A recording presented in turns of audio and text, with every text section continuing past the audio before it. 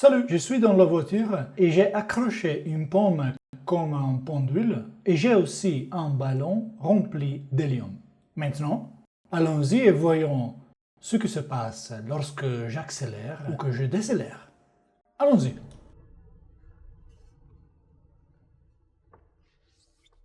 Que se passe-t-il lorsque la voiture accélère? Nous nous sentons écrasés dans notre siège. Un objet sur le tableau de bord glisse vers l'arrière de la voiture, n'est-ce pas?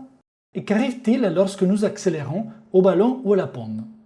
Je suis maintenant arrêté au feu rouge, je veux bientôt accélérer à une vitesse très faible, mais il s'agit toujours d'une accélération. Voyons ce qui se passe.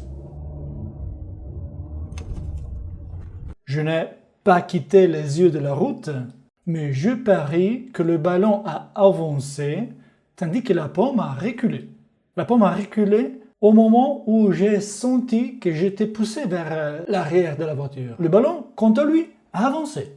Tout en continuant à rouler normalement, voyons ce qui se passe lorsque je m'arrête au feu, c'est-à-dire lorsque je décélère. La pomme avance, le ballon recule. Voici la position avant le freinage, lorsque la voiture roule à une vitesse presque constante, et la position pendant le freinage. Vous voyez clairement que le ballon recule alors que la pomme avance.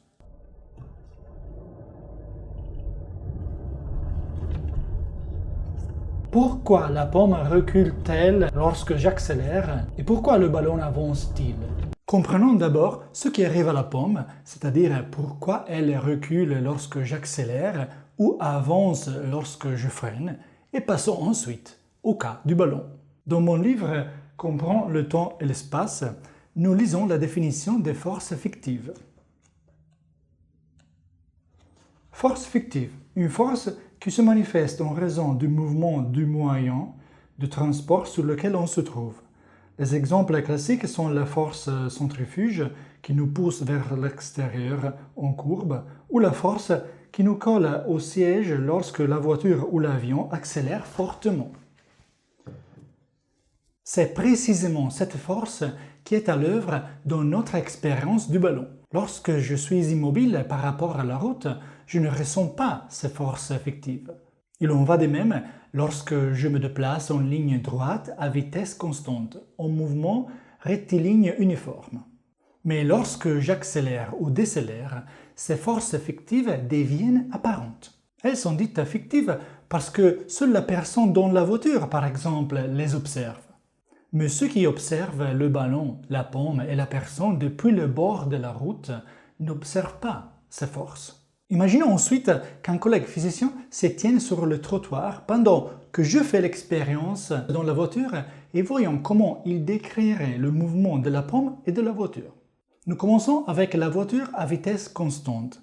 La pomme se déplace à la même vitesse constante. Supposons que cette pomme représente la pomme dans la voiture et que ce livre soit la voiture. Au début, les deux se déplacent donc à une vitesse constante du point de vue du physicien sur le trottoir. Vitesse constante. Ensuite, la voiture accélère. Le physicien sur le trottoir verra que la voiture augmente sa vitesse alors que la pomme continue à une vitesse constante. La pomme continue à une vitesse constante, la voiture accélère. Si vous ne regardiez que la pomme, vous verrez qu'elle se déplace à une vitesse constante depuis le trottoir. Qu'en déduit-on? Que depuis le trottoir, c'est la voiture qui accélère vers l'avant, mais que lorsque je décris ce qui s'est passé depuis l'intérieur de la voiture, je me déplace avec la voiture, de sorte que la voiture n'accélère pas par rapport à moi, et que je vois la pomme reculer. En termes techniques, c'est comme si la pomme accélérait en arrière.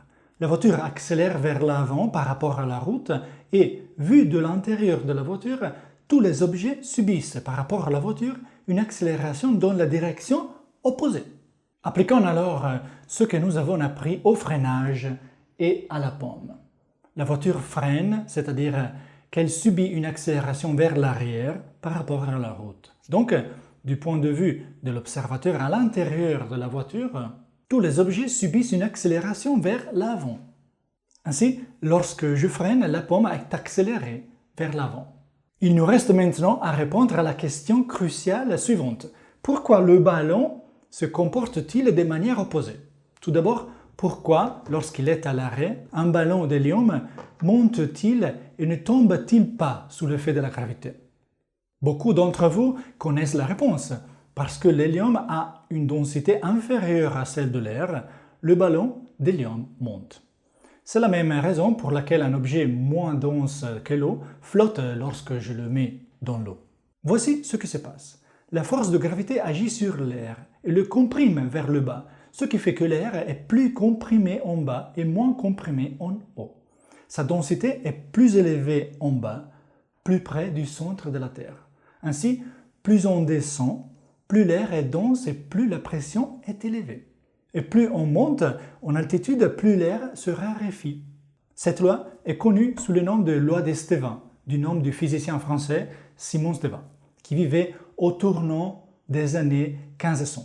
Nous avons dit que lorsque la voiture accélère vers l'avant, du point de vue de la personne à l'intérieur de la voiture, c'est comme s'il y avait une accélération vers l'arrière. Il s'agit d'une force fictive. Nous l'avons lu dans le livre.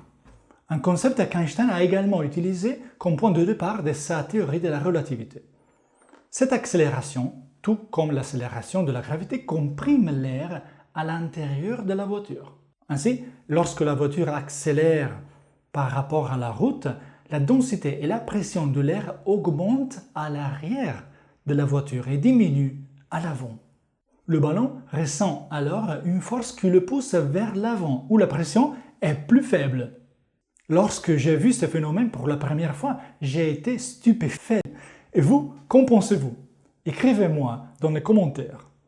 Avant de vous laisser, je voudrais vous rappeler que si vous voulez en savoir plus sur la gravité, sur le fonctionnement du temps qui est intimement lié à la gravité et sur la relativité d'Einstein, vous pouvez lire mon livre « Comprends le temps et l'espace ». Le voici. C'est un livre accessible à tous parce qu'il utilise un langage simple et contient plus de 60 figures schémas dessinées par moi-même, comme celui-ci. Je vous laisse le lien vers le livre dans la description. Ciao et à bientôt avec une nouvelle vidéo.